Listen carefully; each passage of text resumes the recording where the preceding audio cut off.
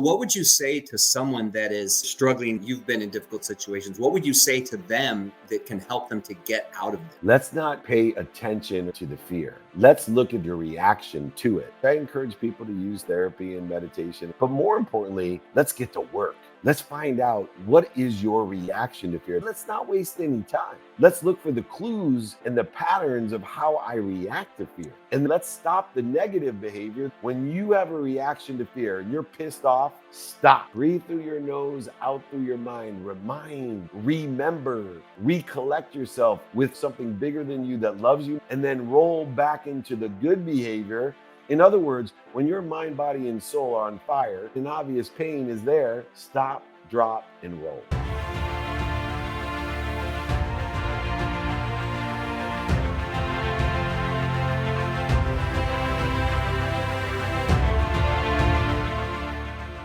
What is up, Impact Heroes? Welcome back to the show. I'm your host, Rick Ornelas.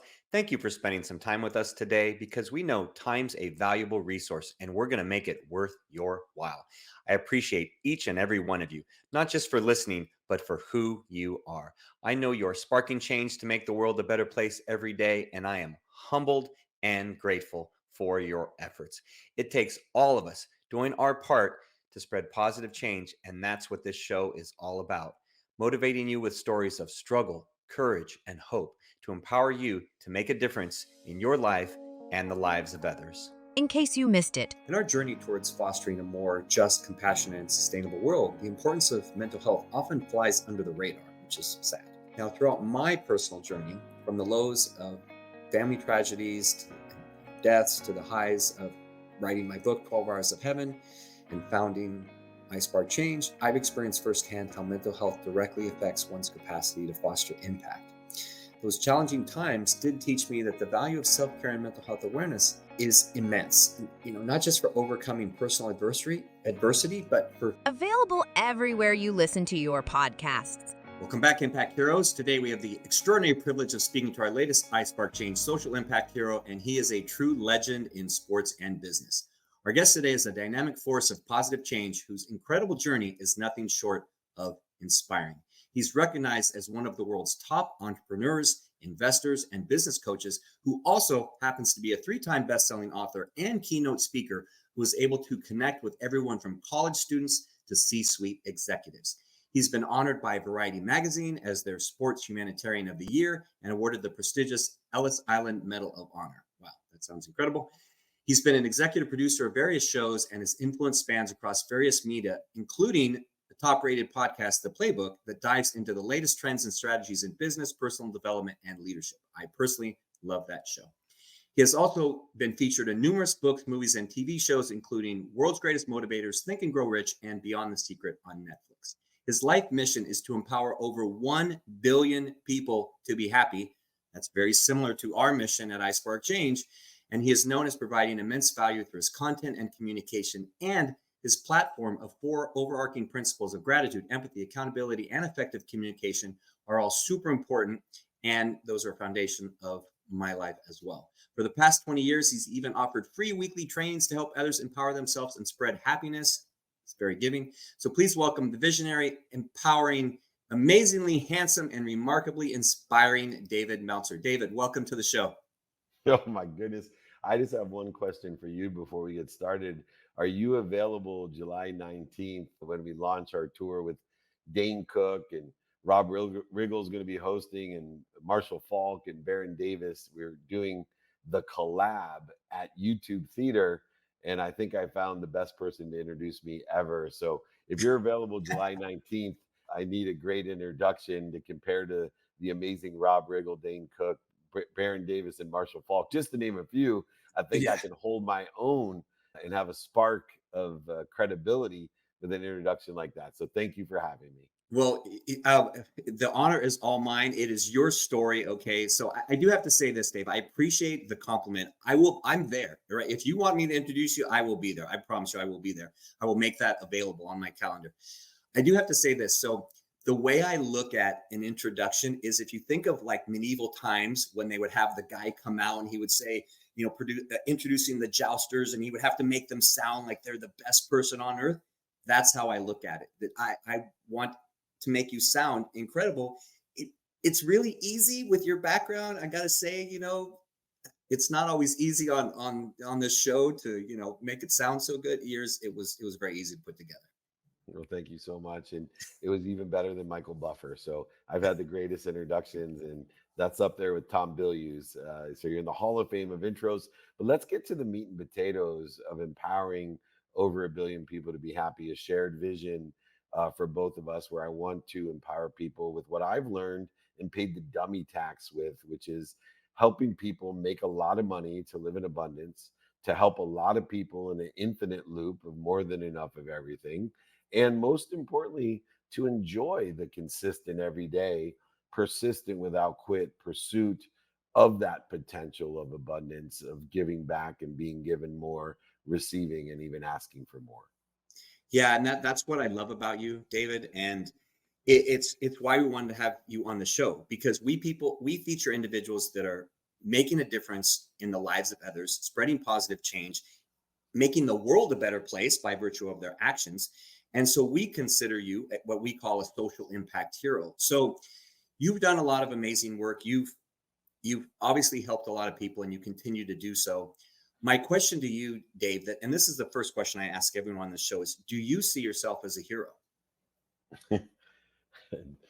I see myself as a hero, in the definition of a hero, as someone that does their best, learns lessons, and has fun. So, as far as a separation of superiority of a hero, no. But I believe heroes are people that do their best, learn lessons, and have fun. And in the context and definition of that, absolutely. I am a hero, but I don't believe in separation. I believe in appreciation. And so when I say that, I mean that I am, first of all, just to get here, a 1 in a trillion chance. So that's pretty heroic. And then being here, I'm one in 8 billion. There's nobody else in the whole world like me. Nobody else. And so if I am striving to be a hero, to be superior to the other 7.9999 billion people on earth, then I'm missing the point. My heroic behavior is that which appreciates the differences by finding the light, the love, and the lessons in the differences of me and everyone else, every other miracle here on earth, the duplicative miracle of being 1 in a trillion and 1 in 8 billion. I'm a math person, is pretty heroic. So in that context, I do perceive myself as a hero. Well, thank you for the answer, and that really resonates with us, David, because on our show we never look at a hero as that superiority, right? That comic book, sense of the word. We look at it as everyone has the potential to do heroic actions. Everyone has the potential to improve the lives of others, and that's what I really see in you. That's what I've seen in everything you've done, and I do know that from knowing your story a little bit, that you had to get there, right? That you had to get there. You had to go through some challenges and some adversity. So share with our audience, just a brief summary of how you got to the point where you are now, where you really want to make 1 billion people happy. You really want to provide value. And if that was always there way back when, it just wasn't manifesting itself. Yeah, I think I lived in three different worlds is my journey. The world of not enough, where I was a victim. I grew up with a single mom with 6 kids, and I just wanted to be rich to satisfy the only missing thing in my life, which was money, because I had an extraordinary mom who worked 2 jobs, second grade teacher, packed my dinner in a paper bag, put us into a country squire station wagon to fill up greeting card turnstiles at convenience stores. And the only pain in my life was financial, especially when the person I loved the most, my mom, was crying because of financial stress. Not enough money for food or college or camp or the dishwasher or the car, whatever it may be. And as I pursued my potential every day to be rich, to buy my mom a house and a car, to reduce the pain and struggle of the financial stress that I was born into and burdened with. As a victim, why me? Why am I being punished? I am doing good things and doing my best, to making $1 million 9 months out of law school and being able to buy my mom that house and the car, and then exiting in 1995 for $3.4 billion with West Publishing, and then going to the Silicon Valley and making and raising hundreds of millions of dollars. And eventually in 1999, at 31 years old, not only running Samsung's phone division, the data division, which created the first convergence device, the first smartphone, a Windows device, a Windows CE device, and marrying my dream girl, to moving from not enough to just enough for me, a false facade of positivity, a false facade of, of philanthropy, where I would give to receive and believe that the more that I give, the more I would receive in some sort of trade or negotiation. But it wasn't until I lost everything that I realized that I was living in a world of scarcity, of either not enough as a victim or just enough in trade and negotiation. And until I could combine the wisdom that I had learned on how to make a lot of money with the faith of abundance, that there's more than enough of everything. When I changed my mathematical equation of philanthropy, of humanitarian behavior, of good behavior, of kindness, of being kind to my future self, instead of saying the more I give, the more I receive, I now believe the more I give, the more I'm given. I elevate my awareness with gratitude and forgiveness of all that I'm given, and I increase my worthiness to receive all that I'm given, and even more, illustrate my faith in my own belief of more than enough by asking for more. You see, most people live in a zero sum game, Hmm. especially our teachers, our moms, our first responders, our vets. They give 100% away to everyone else. And then they're given so much, and they're, oh, no, no, no, you don't have to do that for me. No, no, 98% is fine. I know I gave 100%, but I can live on 98% for me. Well, eventually, when the 98% becomes your 100%, and then the 96% becomes your 100%, and then the 40% is now your 100%, by the time you're 80, you end up with nothing. You can't give anything to anyone. So I say, give more, be given more, receive more, and ask for more than more. Give more than more, be given more than more, receive more than more, and ask for more than more than more. And when you're 80 years old, you'll live in a life where I am today, the one that I'm empowering people with, a world of more than enough of everything for everyone, an infinite loop of abundance, to be able to confidently, with wisdom of learning lessons by making mistakes and striking out, as I did, losing over $100 million and going bankrupt, but having the faith combined with that wisdom, that it's not a worry. It's what am I supposed to learn? Because no longer am I punished. I am protected, promoted, and loved by something bigger than me, that loves me more than my mom. And therefore, there's more than enough of everything for everyone.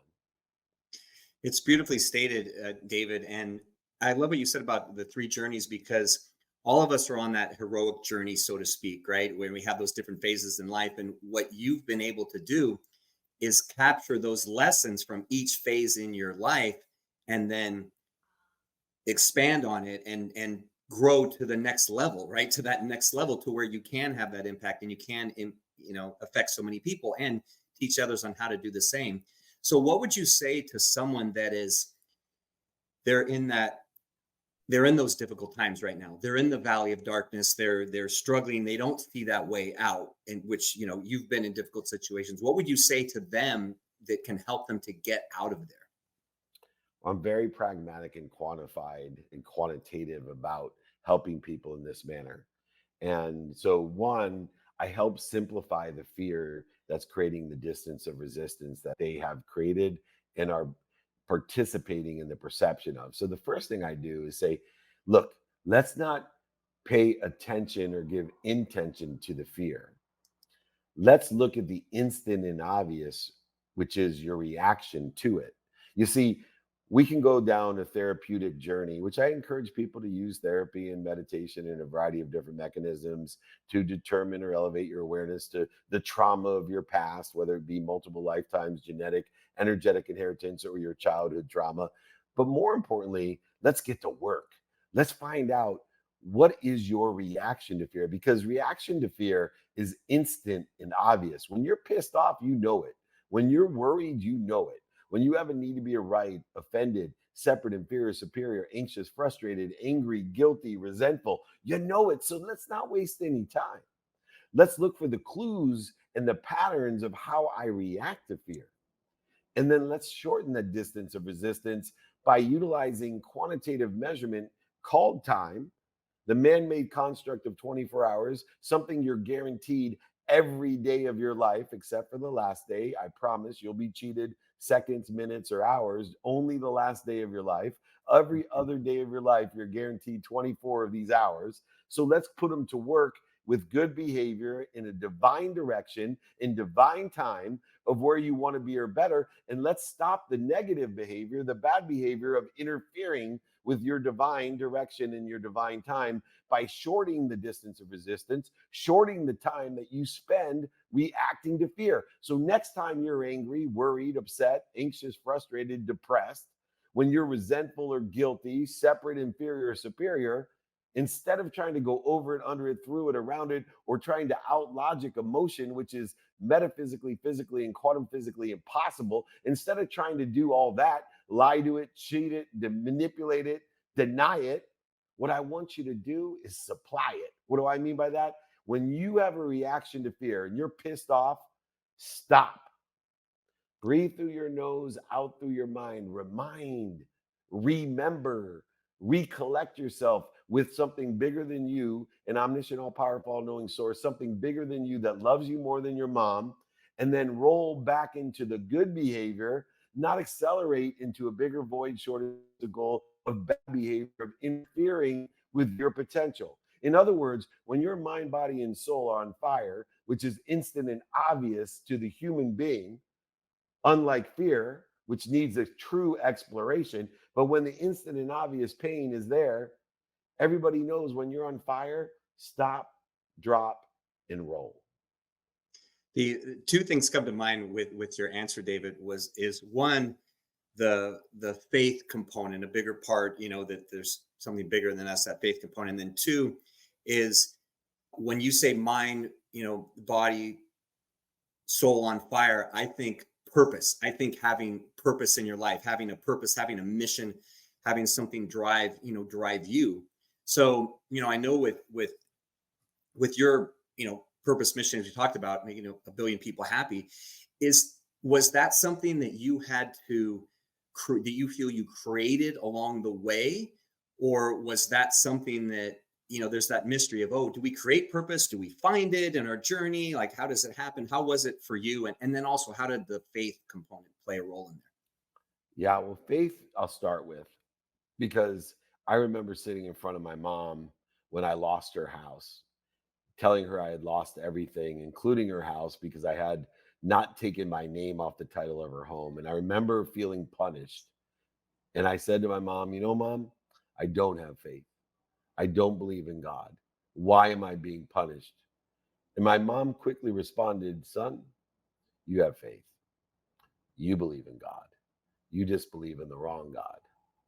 And so faith for me became extremely important, and it became a best option faith, knowing there's things on earth that I'm not capable of understanding or knowing, outcomes, results. I'm incapable in knowing what impact losing everything in my financial life would have on me. Little do I know what that means. So why do I immediately say I'm being punished, or not getting a job, or not getting the house I want, or in the school I want, or all the variant things, girlfriends leaving you or cheating on you, or whatever else happens in your life?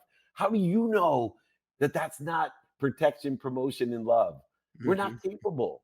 And Yeah. so my faith comes from the fact that I don't know what I don't know. In fact, I know one thing to be true. There's only two types of people with faith. There's humble people, and the second type of person is those that are about to be. And so That's great. I know that to be true. So, in that path of faith, it's extremely important. And then, as far as being able to understand and know outcomes, that it is once again a matter of doing our best, learning lessons, and having fun, having daily practices. I know that my commitment to what I do every day does not have to be 24 hours a day. I'm committed to sleeping well. I'm committed to my family, finance, faith, fitness. I'm committed to studying time. And I know that 90% of my success comes from very little parts of my day, where usually 14 hours are just variant behavior that I'm trying to do my best, learn lessons, and have fun. It gives me the inspiration to do something that's completely counterintuitive, which is to be committed to do something every single day. Just for example, try saying thank you every single day. It takes Yeah. zero point 0.1 seconds and it's free. And every single person you've ever interviewed or I've interviewed will tell you how powerful gratitude is. Then why can't we say it every single day? Because Yeah. it's counterintuitive and counter to human nature to do something every day. It takes the variant behavior of light, love, and lessons, of doing our best, learning lessons, and having fun to inspire us just to do the simple things every day, because the simple things to do are unfortunately simple not to do. And so human nature is constantly creating interference between us and our potential. I'm trying to create a framework with wisdom and faith in order to facilitate an aggregation, acceleration, and compounding of the outcomes that you want or better in your life. Yeah, and the beauty in that, David, is the simplicity of it, right? That simple things are not always easy. The easiest to do is that it's just those little things, like you said, the thank you. I know when I really started focusing on gratitude, probably about a decade ago, and made it a part of my life and journaling and everything. I can't quantify the impact that it's had. I always ask others, my wife and everything, what the impact, and that's where you'll never know. So that's a good segue into two final questions we have that we ask all guests here on the program. And the first one is about a spark moment. And we've coined that term spark moment for our program. And these are moments in life where our actions or the actions of another have a ripple effect that goes far beyond the initial act. So you don't always see it right away. And then you maybe years later, decades later, you realize, wow, that was a huge thing. So share, you probably have hundreds, but share an example of a spark moment where either you were impacted by someone or someone impacted you that you feel had that ripple effect far, far beyond. I'll tell you, it came from my father, which is not the most obvious person. When I was 30 years old, my dad gave me my first birthday gift in 20 years. He had forgotten my birthday when I was 10. He had lied about the reason he forgot my birthday and said that he didn't believe in birthdays, even though 2 weeks earlier he had celebrated my sister's birthday, he had celebrated his girlfriend's birthday. And so I told my dad at 10 I hated him.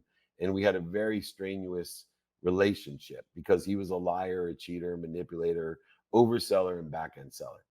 20 years later, he gave me a birthday gift on my 30th birthday. It was a sport coat that fit me perfectly, and I put it on and started to cry. And my wife, my dream girl from the fourth grade, said, "What's the matter?" I said, "I finally think my dad gets it." So I called my father to thank him and to reestablish what I always dreamed of, which was to have a great relationship with my biological father. Mhm. He tells me when I'm putting it on, I look, he tore off all the pockets of the jacket. I immediately was enraged. I'm like, Dad, why would you give me, after 20 years, a birthday present, this beautiful coat, and I can't wear it? He said, Son, it's not for wearing. I need you to know and to learn that you're just like me, that money doesn't buy love or happiness. I want you to hang the jacket up. I want you to look at it every day and remind yourself you can't take anything or everything when you're gone. That's what that jacket's for. I wasn't ready to hear that lesson. I told my father once again, I hated him. I called him this time a liar, a cheater, manipulator, back end seller, overseller, told him to F off and never call me again. 6 years later, I was sitting on my bed after my wife told me she was leaving me, told me to take stock in who I was and what I wanted to become, full of hate for my mom, hate for my dad, hate for my best friend, and hate for my wife. The only four people in my life that were being honest at that time, 36 years old, running the most notable sports agency in the world, worth over $100 million, having access to things that even billionaires couldn't afford to do. And as I was sitting on my bed, full of hate, I looked over, and for the first time in years, I saw that jacket. I saw that jacket and I said to myself, "Whew, I do not hate my dad. I do not hate my mom, and I don't hate my best friend, and I certainly don't hate my wife. I hate myself because I am a liar, a cheater, a manipulator, an overseller, and a back end seller. And I sat down and I took stock in who I was that day, as my wife told me to do. And I took stock in gratitude and forgiveness and accountability and effective communication. And I started to practice those things. And thank goodness my wife gave me time to change if I stuck to practicing those things. And here I am, over 17 years later, after losing everything and making it all back, on a mission to allow other people to do the same, to live the life of abundance, to make a lot of money, help a lot of people, and have a lot of fun, to teach them how to do that with values, daily practices, and an execution model that I'm happy to share. I'm happy to sign my book, send it to you, pay for shipping in the book. Email me, david@dmeltzer.com. And I know we have our last question as well. Yeah, thank you very much for sharing that, David, because it's a beautiful example of a spark moment, truly a ripple effect that has gone far and wide and will continue to ripple, beyond what we can even imagine at this point. So final quick question is, our goal at iSpark Change is to positively impact 1 billion people within 5 years of launching our upcoming social impact social media platform. Now, we know we can't do it alone. We know we need the help of impactful heroes and leaders like yourself to help show others the way, because many people feel, as I once did, that they're too small to make a difference.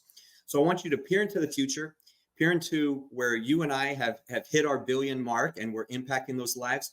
What can the world become if everyone starts acting like they can impact our future in that manner?